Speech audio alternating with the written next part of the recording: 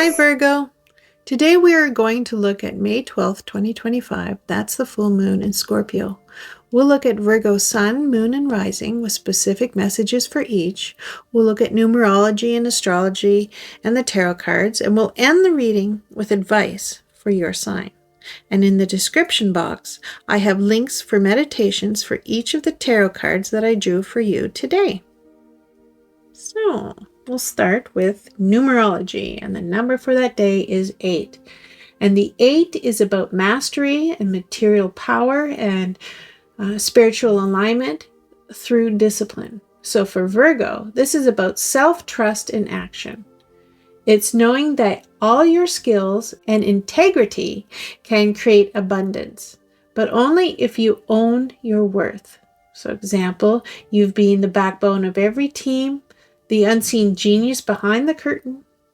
Ask today, are you ready to step into the visible leadership of your own life? So in astrology, for the full moon in Scorpio, so this full moon activates your third house of communication, mindset, and daily learning.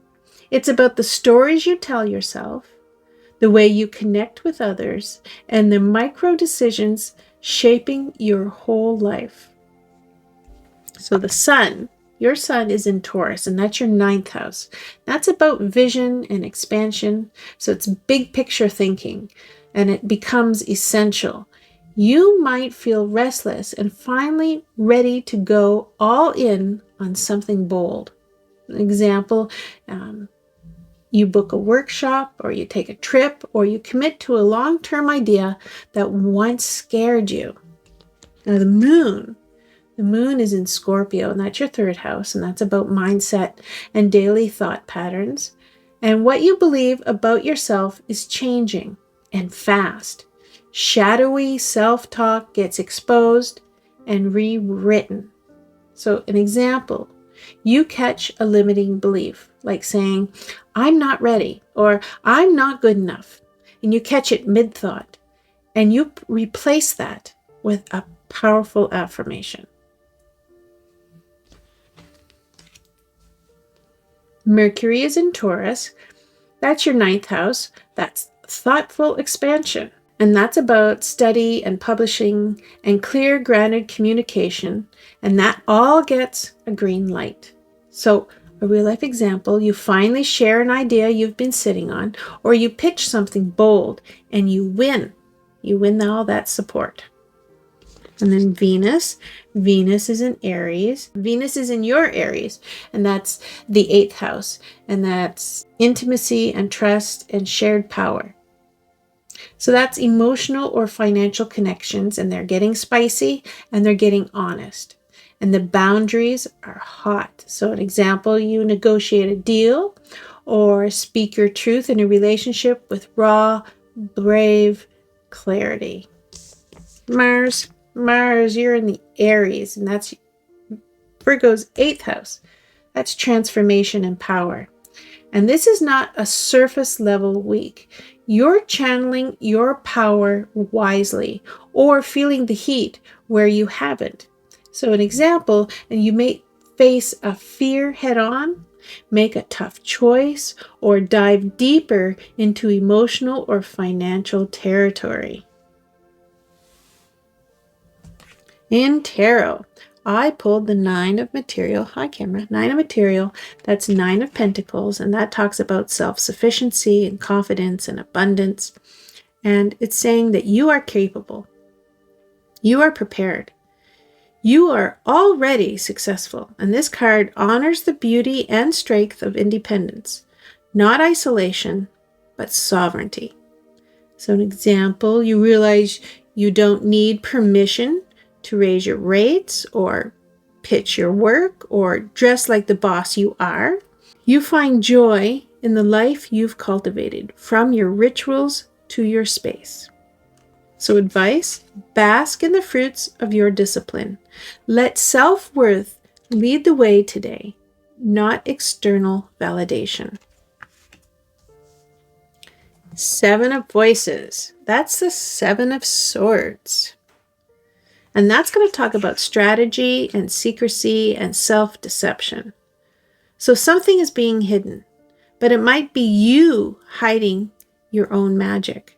And this card says, where are you not being fully honest with others or even with yourself? So example, you downplay your intelligence or stay small to keep others comfortable, or you avoid a confrontation or don't ask for what you really want. So here's the advice. Strategic silence is okay, but self-sabotage is not. If you're not being seen, make sure you're not the one dimming the lights. And then the Ace of Inspiration, that's the Ace of Wands, that talks about spark, a new idea, and inspired action. So something new is burning inside of you. It's a passion, it's a creative surge, it's a bold direction, and this card brings the green light, but action is the key. So you might get a business idea, a book concept, or a travel urge, and you feel it in your body. And you suddenly know what the next step is. You don't have to see the whole staircase, you just take that first lit up step. So here's your advice. Follow your fire. Don't overplan. This is about movement, not perfection, Virgo. So let's talk about Virgo Sun, Moon, and Rising. So Virgo Sun, you're being called into visibility. Your success is earned, but don't hide behind your work. So you maybe updated your portfolio, or you ask for a raise, or you submit something that reflects your power. So Virgo Moon, that's about emotional honesty, and it's going to be key. And the Seven of Swords might tempt you to withdraw, but intimacy requires trust. So you might catch yourself holding back a truth and decide to share it with grace instead. Virgo Rising, the world sees your structure, but your spark is what leads now. The Ace of Wands asks you to take one bold, visible step. An example, you post a new offer, or try a new style, or say yes to something that excites and scares you equally. So here's the summary of the day and what it means to Virgo. So this full moon says you are ready. You've worked for this moment, and now it's time to show up for yourself. The tarot brings a potent trio. The Nine of Pentacles honors your independence and your inner richness. And the Seven of Swords invites you to notice where you're self-silencing. And the Ace of Wands says it's time to light the match and move. You are not here to hide your gifts. You're here to live them boldly. So here's the real life takeaway. You don't need anyone's permission to shine.